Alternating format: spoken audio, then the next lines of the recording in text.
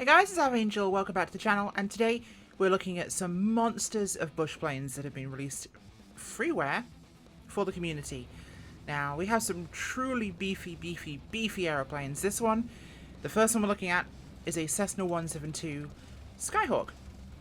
But it's a little different, as you can tell. Yeah, this baby was made by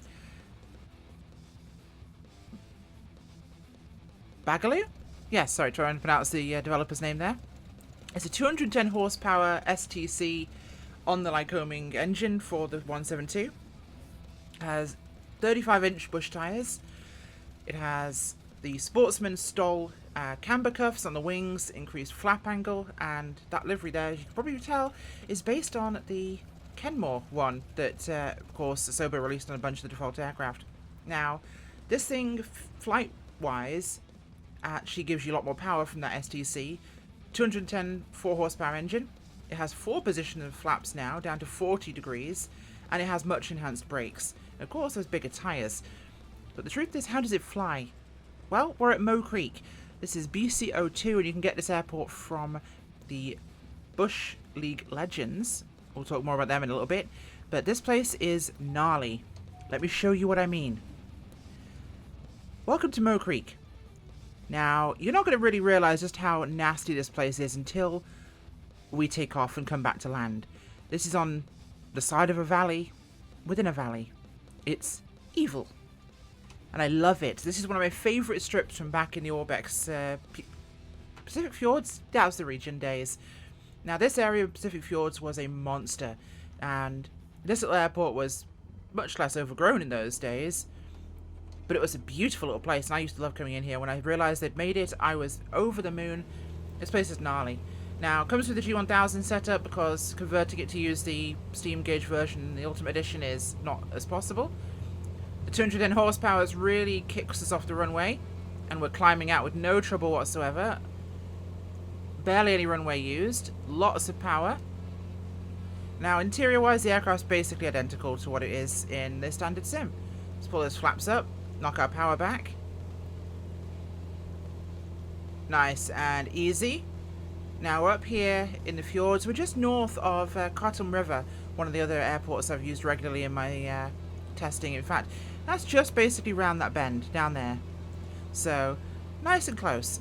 Now we're going to keep our altitude relatively low here because we're going to come around and land at Moe Creek. And I'm going to show you just how well this thing can drop into the actual airfield. And when I say airfield, I mean strip on the side of a hill. It's barely an airstrip. Right, let's bring around. Little short out, round, and in. Because we've got a couple of aircraft to take a look at today, including some very different ones. So let's bring her around here. Nice and easy. I'm going to bring my throttle back. We don't need a lot of power. The aircraft really responds very well. Cruise speed's up, everything's up with this aircraft. The 210 horsepower really makes a huge difference there. As bring that speed right down. We'll get ready to drop some flaps in here because we're going to be making a very tight approach. This should roll us around on heading. There's the valley. And you can't even see Moe Creek. In fact, you just about can. Yeah. Okay, let's put some flaps in. We'll give it 2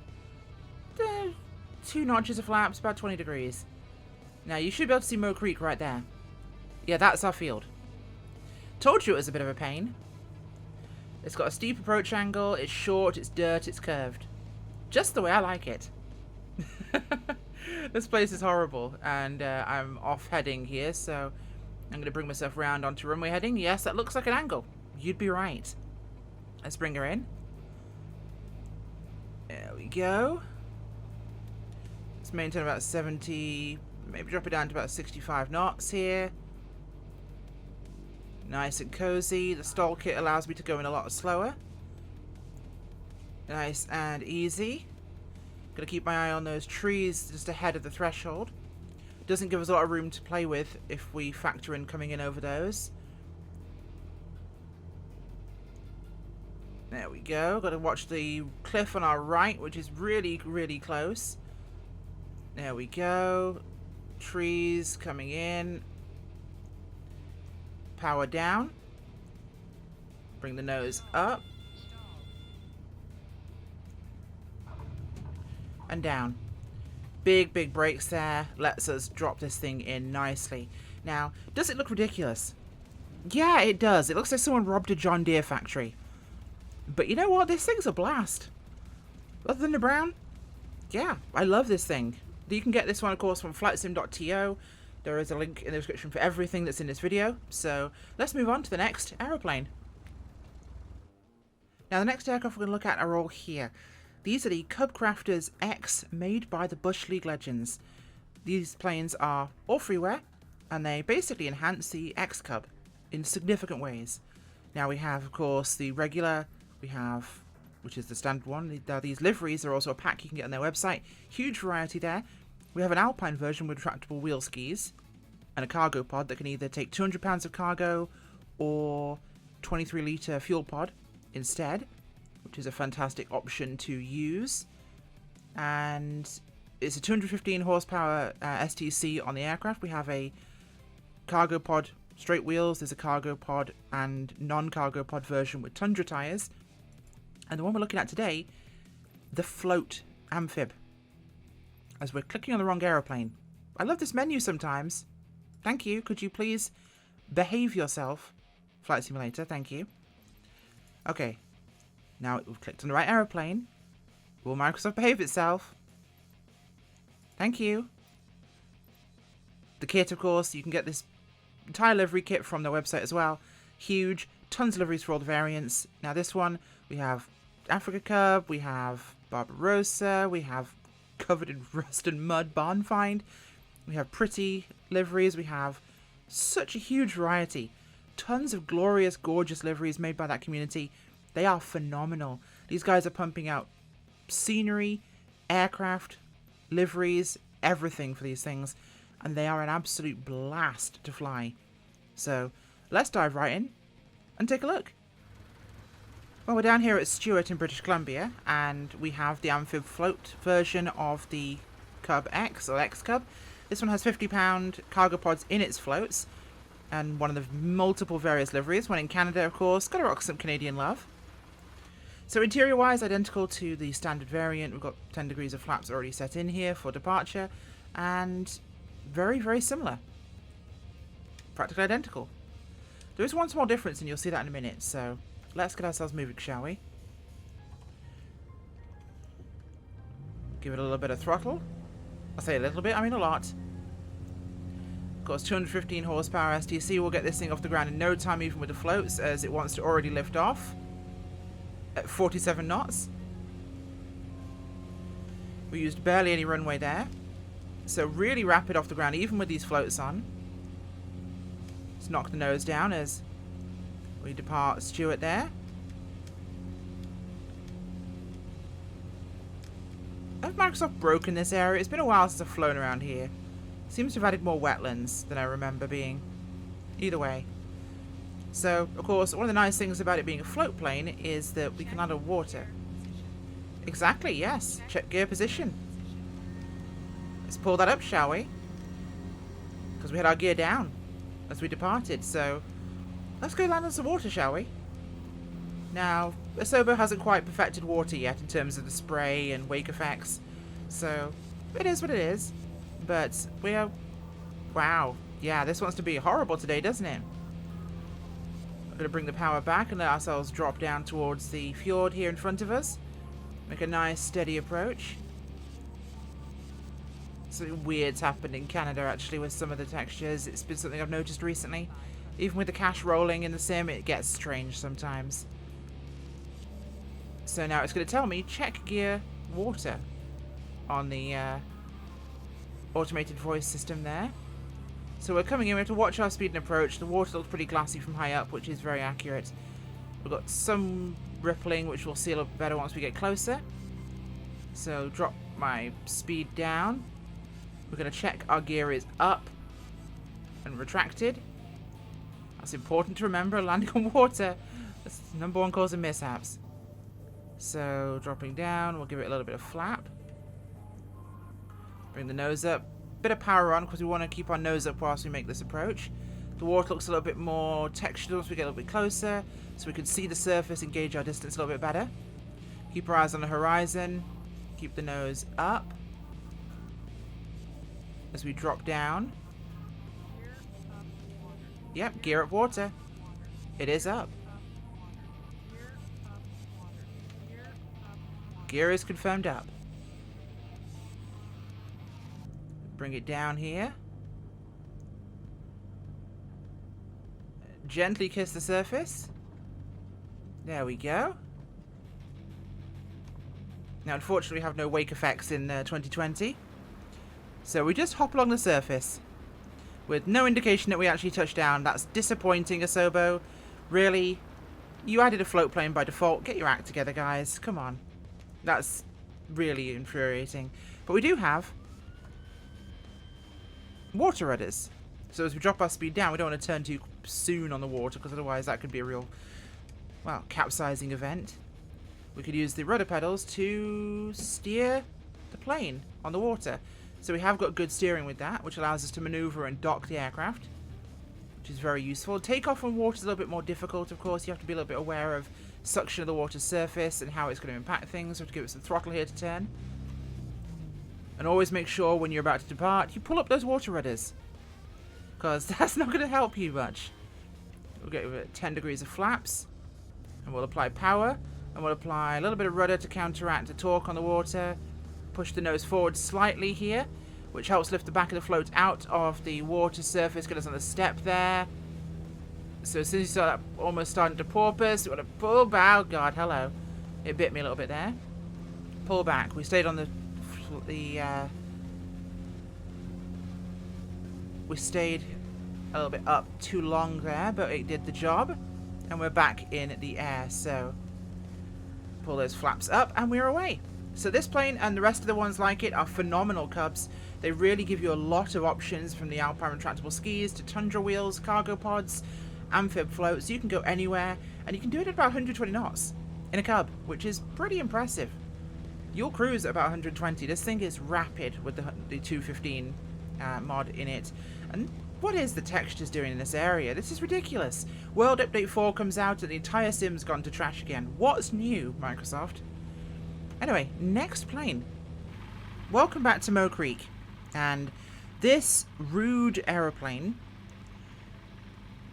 is hard to describe, so I'll use their own description. This is Grravel's Savage Grravel. The monster truck in the sky is their own description, and it is not far from the truth. We have 35-inch Alaskan bush wheels. We have a 230 horsepower V6, 2.5 litre from a Ford Mustang, apparently, adapted for use in a Cub. A 4-bladed 6-foot prop. It has 90 horsepower 10-second war boost, up to 6,200 RPM. Two 27-gallon tanks to feed the engine, which is incredibly thirsty. Custom lighting, night VFR lighting inside the cockpit. We have a rear landing light, a torch system for team leaders to have follow me systems, a lot like the Draco. The whole thing actually has insane similarities with the Draco, if any of you guys have followed the aircraft in real life. Cruises at 120 knots, and you can hit it up to 135. Sustained climb rate of 3,200 feet a minute. Yeah. 800 nautical mile range at sea level. Wide wheelbase, much wider than standard. King shock absorbers. Disc brakes.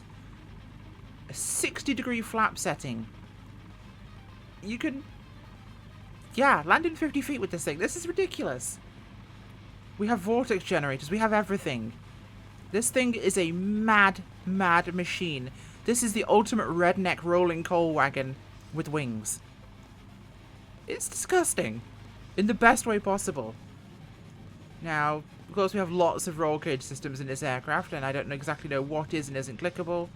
I'm pretty sure that everything is standard to the Zlin model, other than things have changed. But we're going to go and kick this thing and see what it can do, because I've never flown this before, so we're about to have a party. I'm not going to give it any flaps. I just want to see how it wants to behave.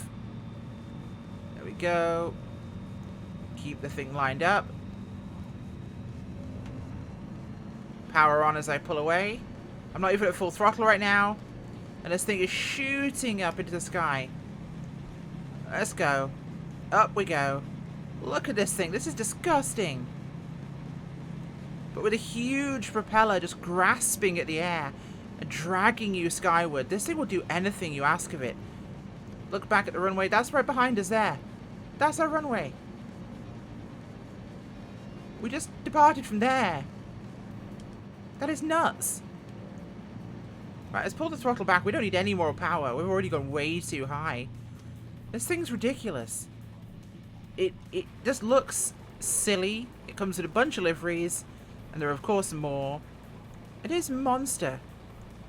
This will take you literally anywhere. If you could possibly land a plane there, this will be the one that does it. Of course, all the camera positions work by standard. There are customizations for the panel, for the instrument backings. We can change the color of the ASI. We can have a carbon fiber panel, which is probably what I'll switch to. I'll keep the white ASI because it's really useful to actually be able to see it really quickly. So let's drop the power down, and we're going to want to turn around here and bring this back to Moe Creek. I want to see how short I can land this. Now, we've got the trees, so that's a factor, so we'll plan to put it in about where the car is. Let's see that. There's a truck halfway up the runway, so let's get turned around here.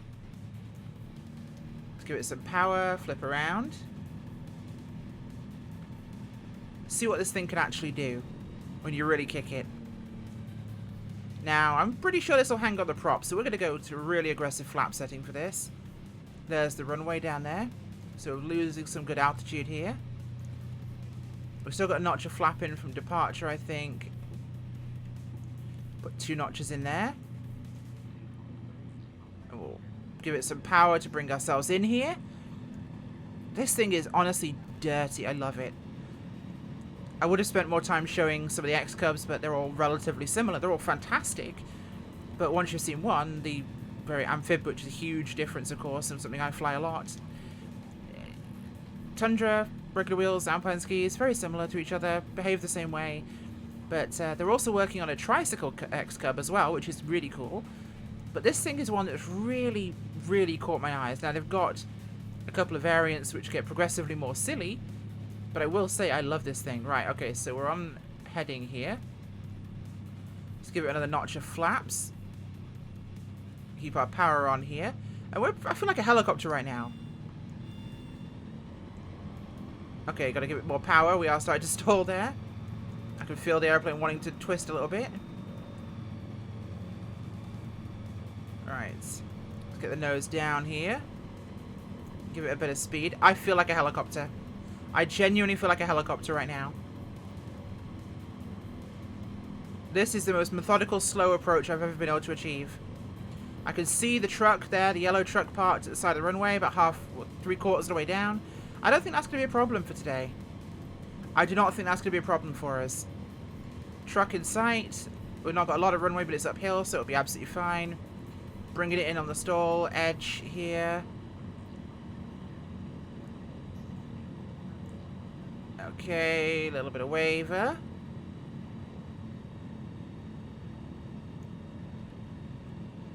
Drop her in gently. There's the truck. Got a good reference on its positioning. Just tickle her in here.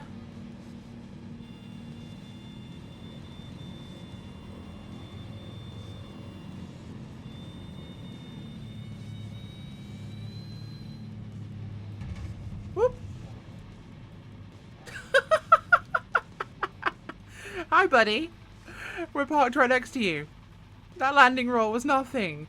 I mean, I know how to stall a plane in and bounce it now. We've just got ridiculously big shocks, so I can touch the tail wheel, drop the main gear down onto it, and stop like that, because with King shocks at 35-inch bush tires with probably about 10 psi in them, you got a lot of wiggle room there. You can bounce this thing no problem whatsoever. So, you know, touching down tail wheel first, dropping the main gear down, you'll stall the wing out completely, lose any sort of lift, you'll lose a lot of speed that way, and you can really dump the plane in really quickly. So that makes a really, really good way of putting down in a distance you probably can't take off in, to be fair. And as you saw there, we probably touched down about there. And yeah, so we use nothing. That thing's ridiculous. I love it. It is so silly. And that wasn't even full flaps. This is full flaps.